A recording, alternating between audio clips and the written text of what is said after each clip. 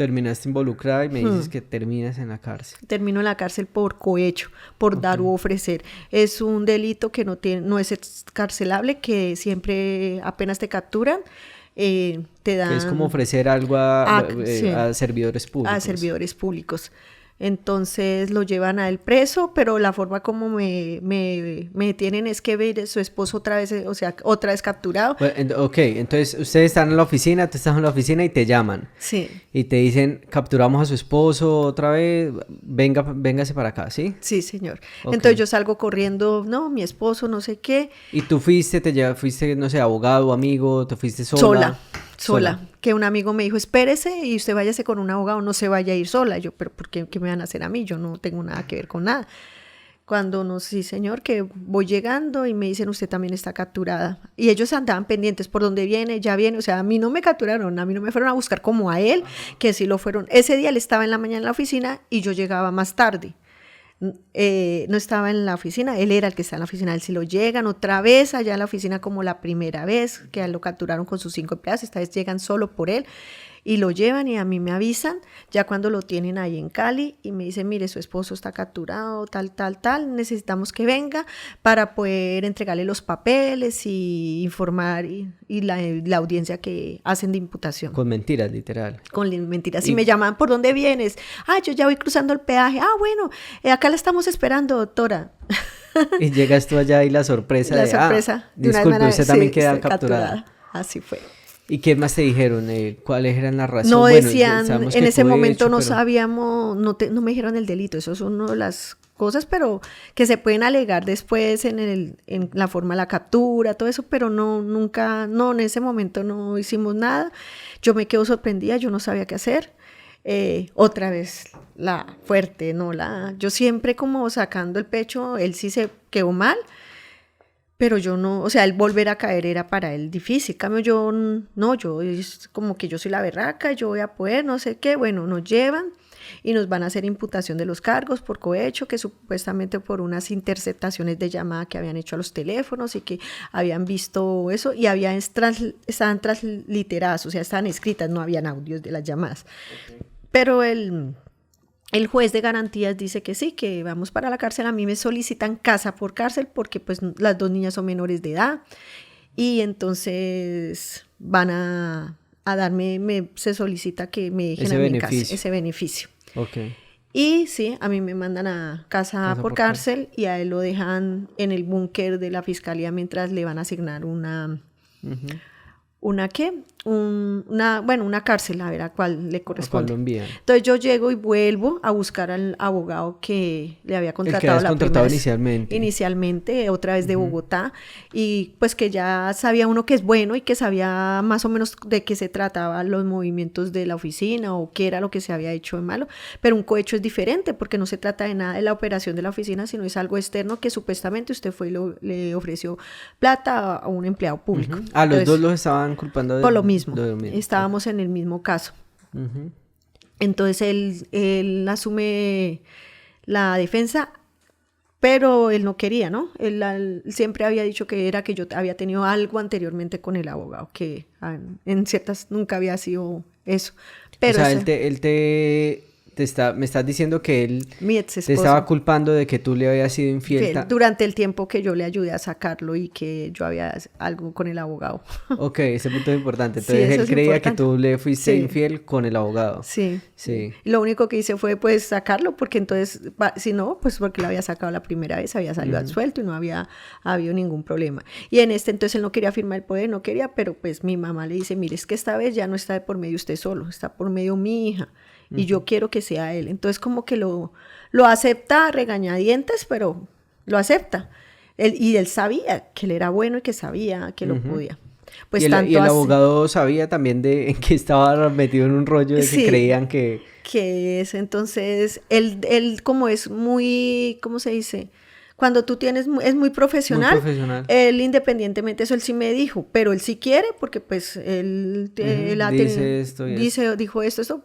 Yo le dije, no, doctor, no hay problema, yo ya hablé con él, dijo, bueno, tanto que pues se tenían que encontrar para que te firmen el poder, y ellos se reunieron, porque entonces, ¿cómo le vas a ver al abogado? Él tuvo que venir acá desde Bogotá a visitarlo acá en el búnker, y yo estaba pues ya en casa por cárcel, entonces yo antes fui la que lo recogí en el aeropuerto, porque para eso sí me dan permiso, porque me dan, y lo recojo para que se comuniquen a ver qué es el paso a seguir. Antes de que a qué cárcel lo van a mandar o qué va a poder hacer él como abogado, porque la fiscalía venía desde Bogotá, eso era un caso que venía desde Bogotá. ¿Y tú cómo te sentiste? Porque es tu primera vez ser privada de la libertad, tú nunca has pasado por esto, y yo creo que nunca te imaginaste que ibas a pasar por algo así. Jason, como te digo, cuando tú estudias y haces todas las cosas correctas, te gradúas como la mejor, siempre haciendo las mejores notas para tu mamá, para ti, o sea, haciendo todo tan bien, una buena esposa, la lealtad, ya haber pasado. Era que cuando me detuvieron y me mandan a mí me mandaron, le llaman mecheras, la gente esas que roban ropa, y me meten a ese calabozo, y fuera de eso te asedian sexualmente, que me pasó eso. No sabía, ahí todavía no oraba tanto, y creo que era que Dios me estaba buscando, porque tenía que llegar un momento en que yo tenía que pedir, no, que las cosas no eran como yo, porque yo siempre decía, ayúdate que Dios te ayudaré, o sea, yo puedo, pero pues no, hay cosas que ya no dependen de ti. Hay cosas que solo Dios sabe. Entonces, yo ahí todavía no lo entendía. Yo ahí no, eso se puede solucionar, y todo que yo puedo hacerlo. Y no, tú puedes hacer lo que quieras, pero si tú no tienes la ayuda de Dios, nada se da. Y tú tienes que orar y clamar por ayuda. Y yo hasta ese momento todavía no estaba pegada a Dios, no, yo puedo. Y después me trasladan a la cárcel de Jamundí. La cárcel de Jamundí acá en el valle es de alta seguridad. Me esposan de manos y pies, y no me pueden pasar a un calabozos iniciales que llaman, sino me tienen que pasar ya a una celda de condenadas, porque había un caso de viruela, de varicela o algo así, entonces estaba aislado, entonces me tienen que pasar. O sea, como la casualidad, tener que llevarme a lo más, porque ahí habían asesinas, habían, pues por narcotráfico, todo, y cómo oraban y hacían el rosario allá.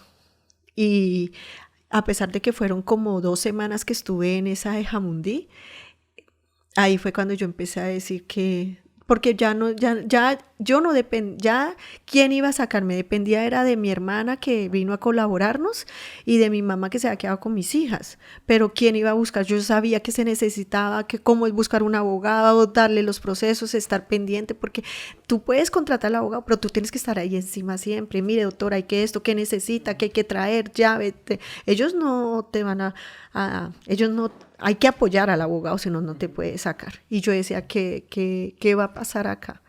Lo bueno es que yo ya sabía que tenía una esperanza, era que yo salía a casa por cárcel, pero la humillación de que yo qué hice, si yo siempre hice las cosas bien, yo estudié, para que llegara un momento a que porque estaba acá privada de la libertad. Dormir esposada, se fue el agua, tener que bañarme desnuda en una celda, los baños, la comida. Nadie sabe lo importante y lo valoroso que es la libertad, ¿sí? La libertad tanto cuando estás en una cárcel o en un hospital cuando estás enfermo, porque ahí tú no tampoco tienes libertad. Cuando tú caes a una cama en un hospital o caes a una cárcel. Y ahí sabes que cuáles son los verdaderos amigos también, cuáles son los que te apoyan y cuáles son los que te dan la espalda. Porque en ese momento hasta mi mejor amiga no quiso ir a visitar porque qué diría la gente que hará registrada en una cárcel. Ok, ahí ya te diste cuenta tú también quiénes son los verdaderos amigos. ¿Y tú tenías el apoyo de tu esposo? O sea, como que entraron los dos a la cárcel, él te dijo, no, amor, tranquila, vamos a salir de esto. Desafortunadamente, no, él no hablaba. no decía nada. Yo me acuerdo el día que me despedí porque estábamos en calabozos diferentes, entonces a él lo dejan en ese calabozo porque él sí va para, queda privado, y a mí me mandan, pues tiene que hacer un traslado a Jamundí para que te acerquen a la cárcel de Palmira para darte casa por cárcel. O sea, te dieron casa por cárcel y entonces entiendo que del búnker pasas a la cárcel normal y de la cárcel ya te pasan a la casa, ¿sí? Pero pues en la cárcel tienes que estar un par de días, un tiempo. Hay, No es veces como de que, una. hay veces que dura gente mucho tiempo para que te trasladen de un lado a otro. Y hay mujeres que, yo estaba en una de mujeres y había, yo me acuerdo, eso nunca lo voy a olvidar, el caso de una muchacha, se cosió los labios en ese, de ¿cómo le dicen eso? De que llegan y tenía como una, pues su solicitud de que nada, que la llevaban a casa por casa porque tenía una bebé recién nacida. Y siempre le sacaban las disculpas, entonces ella estaba protestando, y la protesta de ella fue cosiéndose los labios de la boca. Eso era impresionante porque... ¿Dentro de la cárcel? Dentro de la cárcel. O sea, ella se cosió los labios. Porque ella estaba protestando porque ya había pasado 3 meses y no la trasladaban.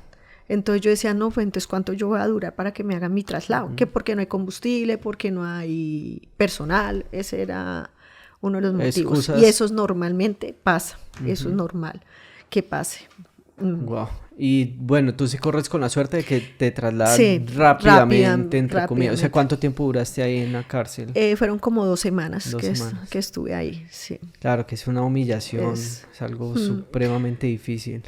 ¿Y te comunicabas con él o no hay forma? No hay forma, ahí ya no había forma de comunicarme, solo me podía comunicar con mi mamá porque había un teléfono público y pues llamar a mi mamá qué estaba pasando, cómo estaba.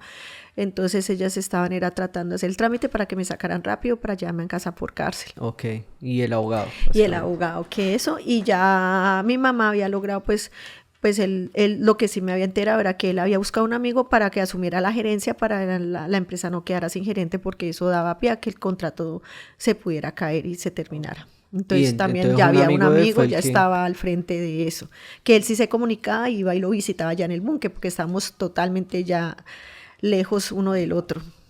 Yo me acuerdo que el día que me trasladan y que me van a subir, yo voy hasta allá y le digo, ay, déjeme hablar con mi esposo, por favor. Y yo me acuerdo que yo le hablo y no, él no me dijo nada, ni mi amor, con cuidado, que Dios te proteja, tranquila, ¿no? Chao, ni un beso, nada. Esas eran las cosas que empezaban a calar cada vez más, o sea. ¿Y tú a quién te aferraste en ese momento? Porque es como que yo en esos momentos de dificultad tan fuertes uno... Ahí es cuando empieza uno a aferrarse a Dios. Yo creo que Dios me puso en ese momento en esa cárcel, a pesar de que yo ya había pasado por todo el proceso de él, de sacarlo, siempre dependía de que yo podía, yo lo iba a hacer, yo iba a contratar, yo hacía, yo movía, pero en este momento ya dependía de Dios. Y ahí fue cuando me empecé a aferrar y empecé a orar, que nunca lo había hecho antes. O sea, uno oraba así, eso, y lo que va a misa de vez en cuando, pero ahí empecé, ¿verdad?, a orar, porque ahí me di cuenta que ya a la final no valía nada lo que tú tuvieras, y estaba perdiendo lo más importante, que eran mis hijas. No las podía ver, no las estaba viendo, qué estaban haciendo, cómo estaban. Eso era lo más doloroso. Ya lo que él hiciera o no hiciera, además que en ningún momento dijo, no, mire, si yo tengo que asumir por usted o algo con tal de que tú estés libre, no lo hizo. Pero sigo ahí aferrada a que yo puedo. Entonces, como voy en casa por cárcel, me ponen en la casa y empiezo a manejar la oficina con el amigo pues de gerente, pero yo era la que manejaba todo desde la casa, y a manejar otra de la defensa de él, a conseguir el abogado, traerlo de Bogotá, pagar tiquetes y para que él saliera rápido, y que a ver qué tocaba hacer. Ok, tú otra vez te pones la camiseta y yo soy la que nos vamos a sacar de ese problema ahora. Exactamente. Ya estás tú involucrada. Entonces llega el abogado y logra una cita con el fiscal, y el fiscal le da un ofrecimiento, y es que sí da la libertad a uno de los dos, ¿sí? Y que que tiene que empezar a colaborar con la justicia, pero entonces eso se llama una entrevista de indiciado, y hay como un canje, y así pasa. Okay. Y el abogado me dice, ¿usted está segura? Yo lo único que te digo es que es uno de los dos. Uh-huh.